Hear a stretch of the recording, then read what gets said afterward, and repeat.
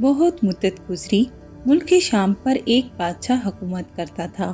بادشاہ بڑا رحم دل اور انصاف پسند تھا۔ یہی وجہ تھی کہ رعایا اس سے خوش تھی۔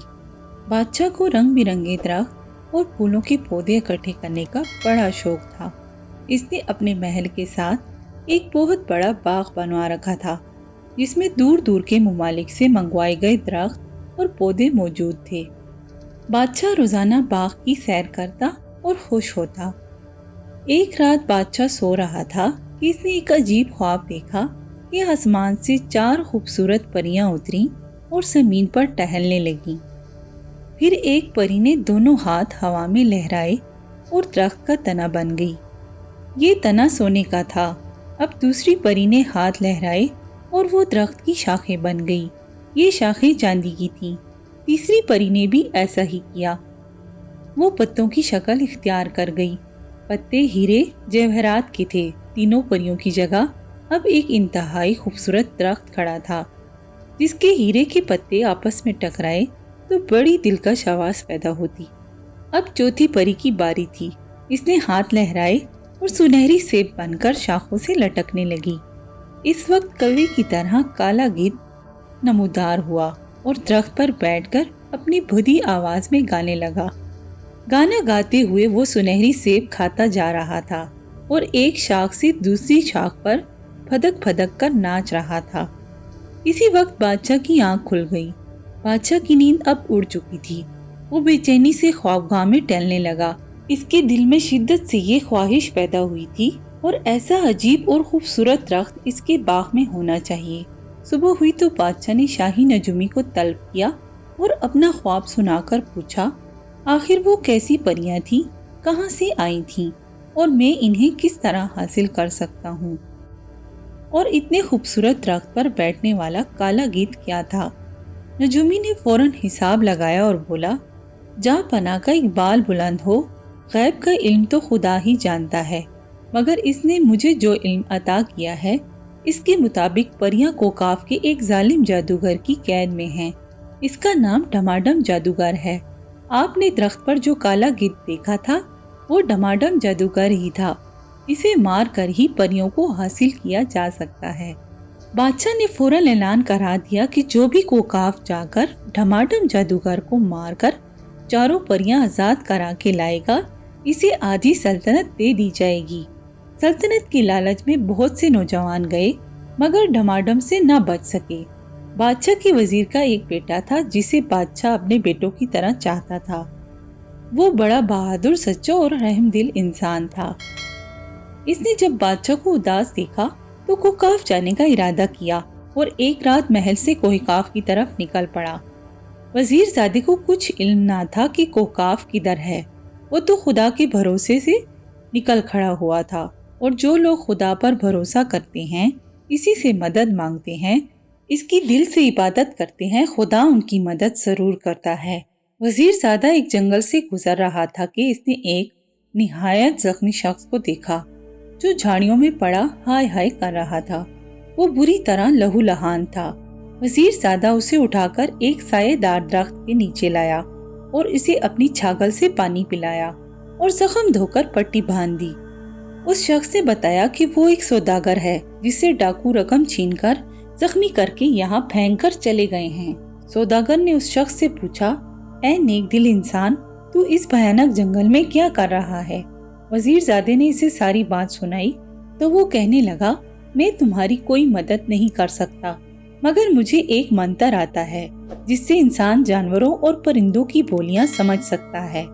میں وہ منتر تمہیں بتائے دیتا ہوں، شاید یہ تمہارے کسی کام آ سکے۔ سوداگر نے وزیر زادے کو منتر بتا دیا اور چل دیا۔ وزیر زادہ آگے بڑھنے لگا۔ یکا یک دریا کے پاس سے گزرتے ہوئے اس نے نہ جانے کسی طرح پانی سے نکل کر 2 مچھلیوں کو کنارے پر تڑپتے دیکھا۔ ایک مچھلی نے وزیر زادے کو دیکھ کر کہا، اے انسان، ہمیں دوبارہ پانی میں ڈال دے ورنہ ہم مر جائیں گی۔ دوسری مچھلی بولی، کیسی باتیں کرتی ہو؟ یہ آدم ذات کس طرح ہماری زبان سمجھ سکتا ہے؟ اور ویسے بھی انسان تو ہمیں بھون کر کھا جاتے ہیں۔ وزیر زادہ ان کی باتیں سمجھ رہا تھا۔ اس نے دونوں مچھلیوں کو اٹھایا اور جھیل میں پھینک دیا मछलियों ने पानी में होता लगाया, फिर सर निकाल कर बोली, हम हमेशा तुम्हें याद रखेंगी। तुमने हमें मौत से बचाया है। काश कभी वो वक्त आए जब हम तुम्हारी मदद कर सकें। ऐसा वक्त आया तो पानी की तरह मुंह करके कहना, आओ मछलियों मेरी मदद करो। हम जहाँ भी होंगी तुम्हारी मदद के लिए फौरन पहुँच जाएंगी। मछलियाँ होता लगाकर पानी में चली गईं और वजीरजादा आगे बढ़ गया। आगे जाकर इसने चूंटियों की एक लंबी कतार देखी। इस वक्त उसे चूंटी मलका की आवाज सुनाई दी, काश ये इंसान इस रास्ते से हट जाए, वरना इसके पांव तले आकर मेरी राया की बहुत बड़ी तादाद हलाक हो जाएगी। वजीरजादे ने ये सुना तो दूसरे रास्ते की तरफ मुड़ गया। चूंटियों की मलका चिल्लाई, मैं हमेशा तुम्हें याद रखूंगी। अगर कभी मेरी मदद की जरूरत पड़ी तो मुझे पुकार लेना। वजीरजादा चला जा रहा था कि उसे मदद मदद की बारीक आवाज सुनाई दी। इसने इधर उधर देखा, कोई ना था, मगर मदद मदद की आवाज मुसलसल आ रही थी। वजीरजादे ने कान लगाकर सुना तो मालूम हुआ कि ये आवाज सामने वाली झाड़ियों में से आ रही है। वो इस तरफ बढ़ा तो देखा एक बोना इंसान झाड़ियों में फंसा पड़ा है। वो बोना इंसानी अंगूठे बराबर था। वजीरजादे ने उसे उठाकर अपनी हथेली पर रख लिया। बोना कहने लगा, मैं इस जंगल के बोनों का बादशाह हूँ। मेरी सल्तनत एक दरख्त के नीचे हवा के गार में है। आज मैं गार से बाहर निकलकर सैर कर रहा था कि एक चील ने झपटा मारा और मुझे पंजों में दबोच कर ले उड़ी।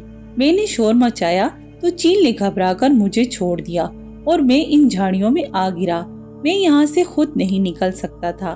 शुक्र है कि तुम आ गए और मेरी मदद की। क्या मैं तुम्हारे किसी काम आ सकता हूँ? वजीरजादे ने इसे सारी बात बताई तो वो कहने लगा, इस टमाडम की ऐसी की तैसी, मैं तुम्हें एक चादर दूंगा। इस चादर की खासियत ये है कि इसे ओढ़ लिया जाए तो इंसान सबकी नजरों से उजल हो जाता है। ये कई सौ साल से हमारे शाही खानदान की मलकियत है। आओ मेरे साथ चलो। वजीरजादा चल पड़ा। वो एक घने दरख्त तले पहुंचे। बोना बादशाह अपनी सल्तनत में चला गया और जब वापस आया तो इसके साथ कई बोने थे जिन्होंने तलिस्मी चादर उठा रखी थी। ये चादर रुमाल बराबर थी। वजीरजादे ने चादर लेकर जेब में रख ली। बोने बादशाह ने ही उसे कोकाफ का पता बताया। मंजिलों पर मंजिलें तय करता, मुश्किलात का सामना करता, वजीरजादा कोकाफ जा पहुंचा। यहाँ एक अजीमुशान महल था जिसके सामने दो जिन पहरा दे रहे थे। वजीरजादे ने फौरन बोनों वाली चादर सर पर रख ली ताकि जिन इसे देख ना सकें और वो बड़े इत्मीनान से महल में दाखिल हो गया। ये टमाडम जादूगर का महल था। जो ही वजीरजादा महल में दाखिल हुआ, जादू की मनियाँ चिल्लाने लगी, टमाडम होशियार, खबरदार, महल में बाहर का कोई आदमी घुस आया है, खबरदार खबरदार। टमाडम इस वक्त पलंग पर सो रहा था। हड़बड़ाकर उठा, फौरन सामने वाली दीवार पर फूंक मारी। दीवार पर एक खोपड़ी की तस्वीर उभर आई जिसके मुंह पर सुर्ख ज़बान लटक रही थी। टमाडम चिल्लाया, मुकद्दस खोपड़ी कौन है जो मेरे महल में घुस आया है? वो शख्स पहरेदार जिनों से किस तरह बच गया? मुकद्दस खोपड़ी की ज़बान हिली और आवाज़ आई, टमाडम, वो तो मुझे भी नजर नहीं आ रहा। मैं इसकी बू सूंघ रही हूँ। वो कोई आदमजाद है मगर इसके पास कोई पुरअसरार ताकत है, तभी वो मुझे नजर नहीं आ रहा। टमाडम जादूगर ने अपने गंजे सर पर तोड़ा मारा। उसने उछलकर छत को हाथ लगाया और कलाबाजी खाकर बोला, मैं उसे तबाह बर्बाद कर दूंगा। वो मेरी ताकत का मुकाबला नहीं कर सकता। इतनी देर में वजीरजादा जादूगर के कमरे में दाखिल हो चुका था। जादूगर कोई मंत्र पढ़ने में मसरूफ था। वजीरजादे ने देखा कि पास ही कहीं पिंजरे पड़े हैं। इनमें चूहे, मेंढक, खरगोश बंद थे। शायद जादूगर इनका खून जादू करने में इस्तेमाल करता था। वजीरजादे ने चुपके से आगे बढ़कर एक पिंजरा खोला और एक चूहा पकड़ लिया। आगे बढ़कर जादूगर की चमकती टिन पर एक करारी चित लगाई। जादूगर बौखलाकर इधर उधर देखने लगा। इस वक्त वजीरजादे ने चूहा जादूगर की कमीज में डाल दिया। चूहा कमीज में उछलने कूदने लगा। जादूगर इस आफत से घबरा गया। इसके मुंह से ऐसी अजीब व गरीब आवाजें निकलने लगी जैसे कुत्ता बला आपस में झगड़ रहे हों। इधर वजीरजादे ने जादूगर पर थप्पड़ों से बारिश शुरू कर दी। ऊपर से थप्पड़ और कमीज में चूहे का नाच। जादूगर की समझ में नहीं आ रहा था जादूगर के चीले चांटे ठमाठम की आवाजें सुनकर भागे आए और अपने उस्ताद का ये हशर देखकर इनकी आंखें हैरत से फटने लगीं। वजीरजादे ने डरावनी आवाज बनाकर कहा, सब भाग जाओ वरना मैं तुम्हारी चटनी बना दूंगा। हा ही हू। जादूगर के चीलों ने जब ये आवाज सुनी तो उनके हाथ पांव फूल गए। जिस बला ने उस्ताद का ये हाल कर दिया है वो हमें तो कच्चा चबा जाएगी। वो सर पर पांव रखकर भाग निकले।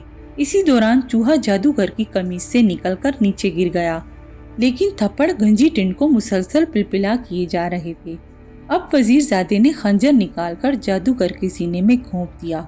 जादूगर के हलक से जोरदार चीख निकली और तड़प तड़प कर हलाक हो गया। चारों परियां अब आजाद हो चुकी थीं। वजीरजादे ने तलिस्मी चादर सर से उतारी और इनके सामने जाहिर हो गया। इन्हें सारी कहानी सुनाई तो वो बड़ी शुक्रगुजार हुई। पहली परी ने कहा, ए आदमजाद, हम पर तेरा एहसान है, लेकिन हम इस वक्त तक तेरे साथ नहीं जा सकती जब तक तुम हमारी 2 शर्तें पूरी ना करो। वजीरजादे ने पूछा, वो 2 शर्तें क्या हैं? परी ने अपनी उंगली से अंगूठी उतारी और पास बहते दरिया में फेंक कर बोली, पहली शर्त तो ये है कि इसे 24 घंटों के अंदर अंदर पानी में से ढूंढ कर लाओ। हम कल सुबह आएंगी। अगर तुम अंगूठी ढूंढने में कामयाब रहे तो दूसरी शर्त बताएंगी। ये बड़ी मुश्किल शर्त थी। इतने बड़े दरिया में अंगूठी को ढूंढना ये तो नामुमकिन सी बात थी। वजीरजादा दिन भर दरिया में होते लगा लगा कर अंगूठी तलाश करता रहा, मगर कुछ हाथ ना आया। शाम के वक्त वो थक हार कर दरिया के किनारे उदास बैठा था कि अचानक उसे मछलियों का ख्याल आया। ये वही दरिया था जो जंगल से कोकाफ के आगे तक बहता था। वजीरजादे ने मछलियों से मदद लेने का फैसला किया और पानी पर झुककर बोला, आओ मछलियों, मेरी मदद करो। इतना कहना था कि पानी में हलचल पैदा हुई और वो दोनों मछलियों ने पानी से सर निकाल कर कहा, बताओ हम तुम्हारी क्या मदद कर सकती हैं। वजीरजादे ने इन्हें अंगूठी ढूंढने का कहा। मछलियां मिनटों में अंगूठी ले आईं और वजीरजादे के हवाले करके चली गईं। सुबह जब परियां आईं तो वजीरजादे ने अंगूठी उन्हें दे दी। तब चारों परियों ने बाजरे के 4 थैले जमीन पर बिखेर दिए। बड़ी परी ने कहा, तुम्हें ये बीज कल सुबह तक इकट्ठे करने हैं। अगर तुम कामयाब हो गए तो हम तुम्हारे साथ चली जाएंगी। वजीरजादा सोचने लगा कि ये किस तरह हो सकेगा। यकायक वजीरजादा उछल पड़ा। इसे चूंटियों की मलका की याद आ गई थी। वो यकीनन अपनी रियाया के साथ मिलकर ये काम कर सकती थी। वजीरजादे ने जंगल की तरफ मुंह करके कहा, चूंटियों, मेरी मदद करो। कुछ ही देर बाद चूंटियों की एक बड़ी फौज आती दिखाई दी। उनके आगे मलका चूंटी थी। उसने कहा, तुमने हमें पुकारा, हम आ गईं। बताओ हमारे लिए क्या हुक्म है। वजीरजादे ने कहा, मुझे जमीन पर बिखरे ये बाजरे के बीज इकट्ठे कर दो। अरे ये भी कोई काम है? चूंटी मलका ने हंसकर कहा और अपनी तमाम रियाया समेत काम में लग गई। चंद घंटों में इन्होंने बाजरे के तमाम बीज इकट्ठे कर दिए और चली गईं। अगले दिन सूरज तलू हुआ तो चारों परियां आईं। बीज इकट्ठे देखकर वो बड़ी हैरान हुई। वजीरजादे ने इनकी सारी शर्तें पूरी कर दी थी, चुनाचा वो इसके साथ चलने पर रजामंद हो गईं। परियों ने वजीरजादे को उठाया और उड़ती हुई मुल्क शाम पहुंच गईं। भरे दरबार में चारों परियों ने मिलकर दरख्त का रूप धारा तो बादशाह बहुत खुश हुआ और वादे के मुताबिक वजीरजादे को आधी सल्तनत दे दी। ये सब वजीरजादे की रहमदिली और सच्चाई का इनाम था।